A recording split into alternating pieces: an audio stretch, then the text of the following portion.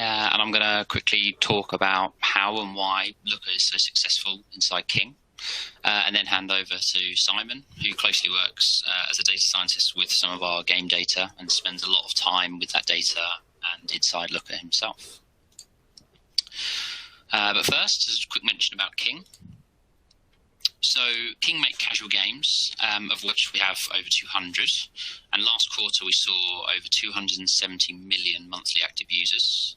We're part of Activision Blizzard and have over 2,000 staff across Europe and the US. And here you may recognise some of the games that Mayor's just mentioned and our popular games and franchises there. So I head up the BI platform team at King, and I want to share how important that this team and the org structure has been for our data consumers. So this rather complicated diagram shows how we have successfully arranged ourselves at King to cater for most data needs. Each stakeholder area has a dedicated subject area focused data team containing both reporting and data modeling abilities. These data teams leverage a core data platform and core data products, which are managed and built by its own dedicated team. And my team, the BI platform team, acts between the data users and the data engineers. So my analogy is that we are the grease. So we know a little about a lot of subjects, but we specialize in KPIs and BI solutions. And we're happy to dedicate time to spend with our users to ensure that their understanding is where it needs to be to benefit from the data and the tools that we have available. So for the past 4 years, we've been using Looker and have shown year-on-year growth of our usage of Looker inside King. Our ethos is self-service, and whilst we're lucky to have so many data-savvy colleagues, Looker has also helped our users become data-savvy, like no other tools have managed to do in the past. And Simon will be able to add some colour around how our users are also getting their hands dirty developing in Looker, especially himself. So we see about 40% of all of our employees in King every month, and around 250 of those showing up each and every day running a hell of a lot of analysis. So our users range from data scientists and marketing users, which are the common, to game artists and even HR.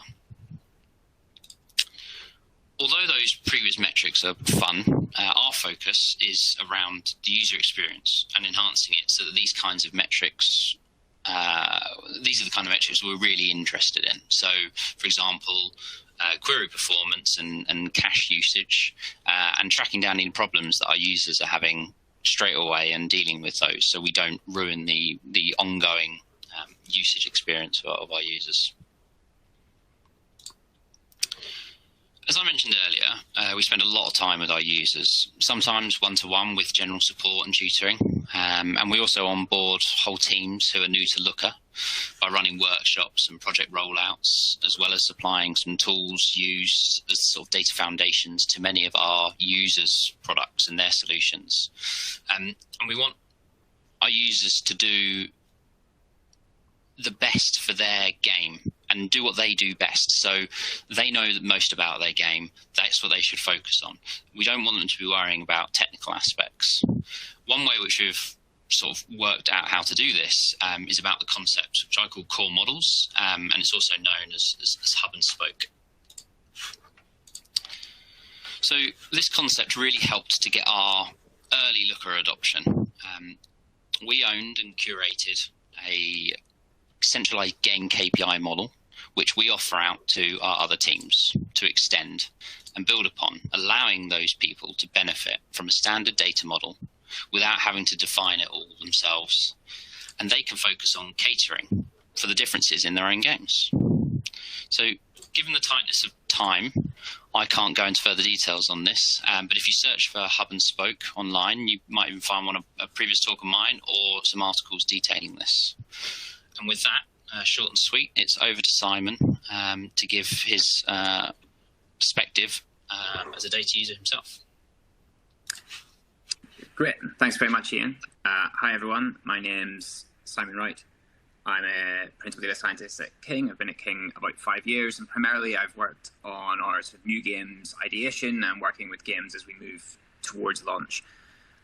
And in the last 2 or 3 years in particular, I've become very used to using Looker and trying to best use it in order to get everybody involved in the games, looking at the data and making the best decisions for us. And when I say everyone, I really do mean everyone.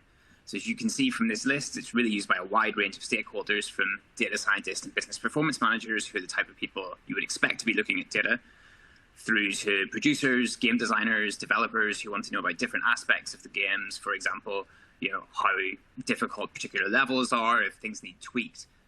Developers want to know about the technical performance of the game, if it runs smoothly, what devices it runs on well, etc. Analysts, everyone on the marketing and advertising side who use Looker extensively. And even the accountants and finance and some of the HR managers are also using Looker to look at various either financial data or results from surveys or whatever else it is. It's a very convenient way for us to provide visualization for them. So Looker allows us to cater to them all. And for us, it really affords a lower barrier to entry than querying a database, while still affording the flexibility of showing what's in the database to everyone without necessarily pigeonholing what they can look at.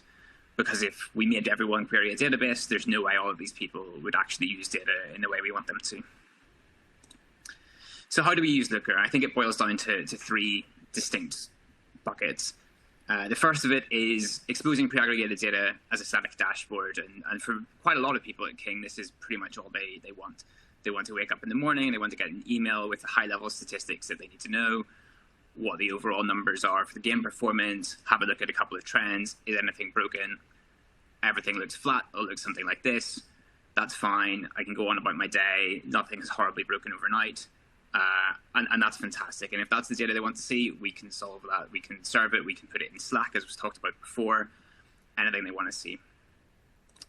Secondly, moving on to sort of a little bit more of an exploratory phase, we can expose cubes of data sliced by a couple of choice dimensions. And so if people have a few questions, we can make it so it's very easy for them to answer some set questions, or if something has gone a bit wrong, before they've got to bother a data scientist, they can go check themselves and see where the problem might lie. So to use an example, here's a bit of a dashboard I use in one of my games, which shows retention through the early days of progress through a game. And so this is just split between Android and iOS, so we can see if there's a particular problem on one platform versus the other. We know what patterns we should see here, and if things are very different, then maybe this is something we can look at from a technical point of view. So then what we can also do here is the custom pivot, which is sort of a hack we've put in. So this is not pivoted by platform, but if there's nothing by platform and we want to check something else, say whether players in a country are reacting differently to each other, we can then just pivot the entire dashboard by a different dimension. And so this is a pretty convenient thing that we've got a lot of use out of as well.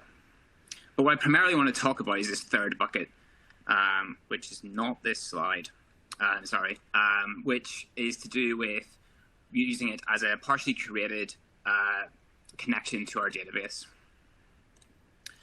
And by what I mean by that is sort of what Ian was talking about before, as using like a core model aspect. So what we have is really a table which is sort of a primary dimension table.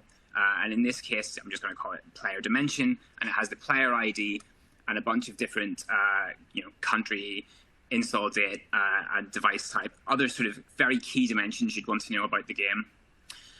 And to that, we can join all the raw event data. So anytime something happens in the game that we have a particular interest, we'll use. So level starts, level ends, and from that, you can get things like win rate, level duration, all very, very quickly.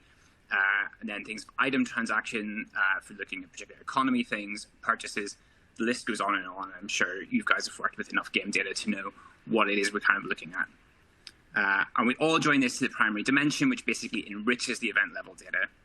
And then we can set up all of these things, so such as the level ID, bits of level result, etc., item ID as dimensions, and then perform any aggregations over them, such as average amount in on a particular day or total amount in for economy analysis. Win rates, etc., are all performed as measures in Looker.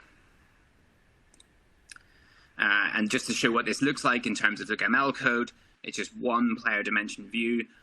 with joins in for each of the other aspects or all the other views, which are the raw events, just making sure to define correctly what the relationship and type of the joins are.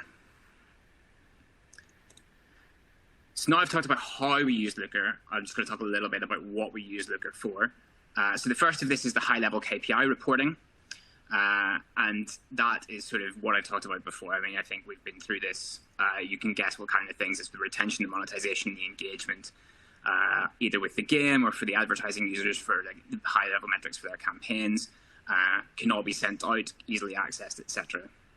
But for the game side of stuff, which is more what I've worked on, we use it more in a couple of other areas. The first of which is this monitoring dashboards for new features. So what we really want is whenever we release a new feature, we want to have all of this information available to us and have dashboards set up so we know what the historical data looks like. And as soon as we push the new feature live, we check in the next day or two for any seismic shifts in any distributions. And what that might look like is something like this. So, for example, we push a feature live and you can see that there are differences here. And what we are able to do is then cohort this for users who have particular types of behavior.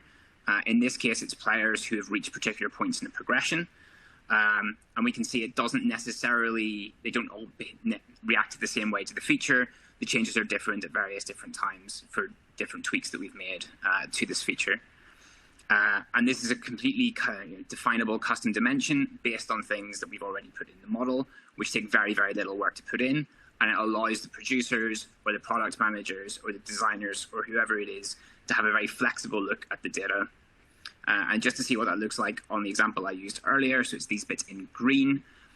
So for example, we can just look at the level at the end of day, which is what we were cohorting on before, which just is literally a 3-line derived table that sits in the lookml, and then just very quickly joined into the main model, and you're done. Similar things we look at are end-of-day balances for currencies, the number of active days in game to get some very easy tenure cohorting, lifetime spend, etc., etc., etc. And so finally, the other things that we look at are a lot of it, this is the wrong slide, a lot to do with economy balancing. So we have, a couple of our games, ones that I've worked on in particular, have relatively complex economies and many things the economy designers want to look at.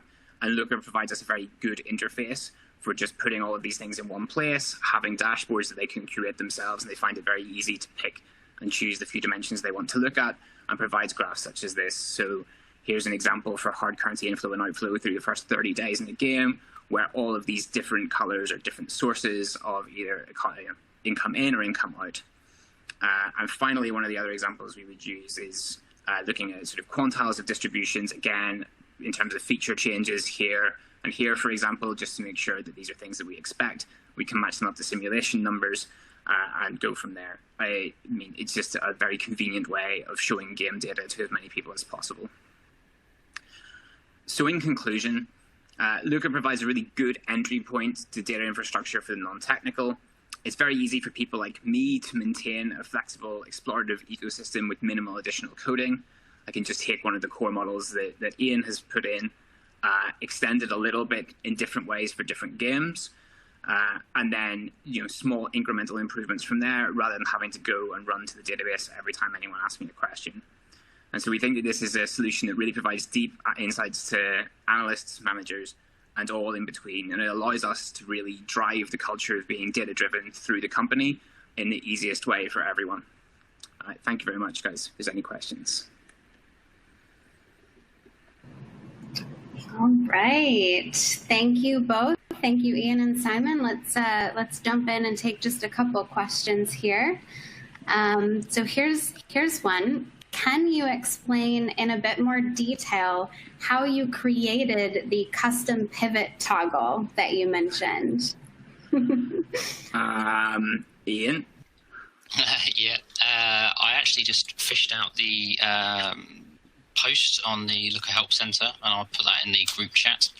But you utilize parameters, and the dimension is based on a dynamic sort of lookup to see what parameter value you're using, and then it will choose the actual field. So more in the group chat with the Help Center. we find this very useful because it means rather than writing a dashboard for each dimension you might want to pivot by, you're writing one dashboard and it serves 4 or 5 purposes. Fantastic. Thank you for posting that article, and make sure if you're curious to check out the group chat to get that link. See another question coming in here. How much cleanup are you performing on raw events before you include it in your extends model? Very little. So I will say that this is there's a volume aspect here. It works very well for some of the games that I'm working on where the data volumes are a bit lower. If we did this for something, say, like Candy Crush, you would probably have to do some cleanup and pre-aggregation in advance. You couldn't have everything you would want in raw form. And in terms of actually like cleaning of the data, when it comes through to our data warehouse, there's some done, but then there's nothing else beyond then. It's just whatever the raw event that we've ingested is. Yeah, and I'll just add to that the concept of sort of core models and extending and quickly getting to the analysis that you're after works very well for new games or new features in games where you haven't got the volume. So the games that have been running a longer time, so Candy Crush, for example, Candy Crush franchise, they've got a more sophisticated team around them that will pre-aggregate some of their data, and then they can join the pre-aggregation or new fact tables that they've created into the data model rather than just some of the raw events. So it's kind of best of both worlds, really. Fantastic. And it looks like here's another events-related question. Depending on your definition of telemetry, you can have events data growing a lot. Do you have a curated list of events to add to an event funnel, for example? That usually, again, differs by game. So some of the funnels that I've seen that were really quite powerful was a sort of a tutorial in a game and all of the events that was fired throughout the tutorial. And the tutorial might have been 20 steps of, first you have to build a building on one of the farms, and then you have to get some animals, for example. So that obviously wouldn't work for some of the other games where you don't have those kind of items or even events that get fired in the game, depending on the type. So no, we work very much on a sort of self-service. So we empower the game teams to be able to do that. Anything that's getting done multiple times or is quite a common task, we either ask around or we see that being run by analysing the usage, and we will talk to the sort of core data teams and core products teams specifically and try and get fact tables and dimension tables built around that subject area. Yeah, I mean, you can go overboard with the amount of events that you're tracking and you're trying to push into Looker. I mean, you tend to see that as well by if you're trying to do too much, the performance will drop. So, I mean, before we ingest much, we always try and figure out if it's designed well and what we actually want to answer. We want everyone to be able to look at stuff in an explorative manner to a point. But if you give them access to literally everything, there will be someone who joins in every event they can think of, picks 10 dimensions and 5 measures, and clicks go, and then it doesn't make any sense. Yeah, that explanation makes sense, but what you explained does not make sense. Let's see. So we've got another events-related question. This may be related back to the article that you guys posted, but for your analytics events, do you use parameters? And if yes, how are you working with Looker with those parameters? I'm not sure if that's talking about Looker parameters or just general parameters in terms of performing your analytics. If it's that side of things, then we do have some Looker parameters where we expose them to the end user and they can make a selection from a list, or they can type in some numbers, and you can grab those values from those text holders and put that back into the analysis. So, for example, you could choose how much of a weighting you want to give a value, and that weighting value gets put into the calculation to pull the analysis out. I'm not sure if that relates to that question or not. Yeah, if that was your question, feel free to post a follow-up if you'd like. I have another one here that I can pose in the meantime. Do you use custom visualizations or just the built-in charts? We've been trying to stick to just the built-in charts. Historically, the custom visualizations weren't managed exclusively by Looker, so we'd find that they were failing maybe after a couple of upgrades, but that's all changed now with the marketplace in Looker. The custom vises seem to be managed very well now, and we'll start really making use of a lot more of them and potentially trying to develop some of our own if the use cases arise. The Sankey chart is a popular one, but other than that, not really. I was going to say that's the one I've got the most use out of. I think you're not alone on that front. That's one of my favorite as well. Okay, I think I don't see any other questions coming through. So I think we are all set.